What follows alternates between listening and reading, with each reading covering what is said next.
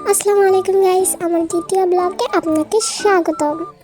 আমি কোনো কন্টেন্ট খুঁজে পাচ্ছিলাম না যে ব্লগ বানাবো। তারপরে আমার মাথায় আসলো আমার কাছে 15 টাকা আছে, সেটা নিয়ে আমি দোকানে ডিম কিনতে যাচ্ছিলাম। আর এখানে একটু পোস্ট মারলাম আর কি।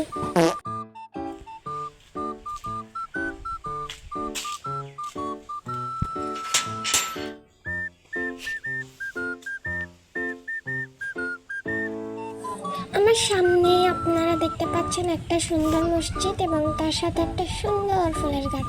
এই ফুলের গাছের আমি নাম জানি না, তবে আমার ফুলগুলো অনেক ভালো লাগে।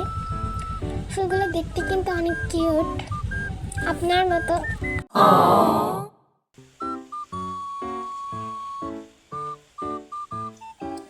তারপরে আমি আস্তে আস্তে বেরিয়ে পড়লাম ডিম কেনার জন্য। আমাদের এখানে ডিমের দাম 13 টাকা। গ্রামে থাকি তো সব কিছুর দাম একটু মনে হয় বেশি, আবার শাকসবজির দাম কিন্তু অনেক কম এখানে। আমি বাইরে ভিডিও করছি লুকে লুকে, আর আশেপাশে মানুষ নেই দেখে আমি ভিডিও করতেছি।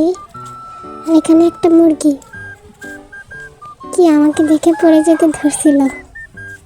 সামনে একটা মানুষ দেখে আমি তাড়াতাড়ি ক্যামেরাটা অফ করি এবং দোকানে গিয়ে ডিম আনছিলাম। তবে দোকানে ভিডিও করাটা কেমন একটা জানি, তাই না? লোকে কি বলবে, গ্রামের মানুষ জানেনি তো।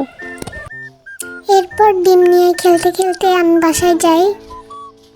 ফাইনালি বাসায় আসার পর আমি চকলেট খাই, তারপরে একটু বাইরে দেখতেছিলাম কে কী করে, আবার আমার ক্যামেরাটাও দেখতেছিলাম, ভালোই আছে। আবার রাত্রে আম্মু জিলাপি আনছিল, সেইটা খাইলাম। সকালে ঘুম থেকে উঠে দেখি আম্মু আমার জন্য ভাপা পিঠা বানাইছে। ভাপা পিঠা আমার এত ভালো লাগে। আপনাদের কার কার ভাপা পিঠা ভালো লাগে কমেন্টে জানাবেন। আর আজকের মতো এই পর্যন্তই। আল্লাহ হাফেজ গাইস।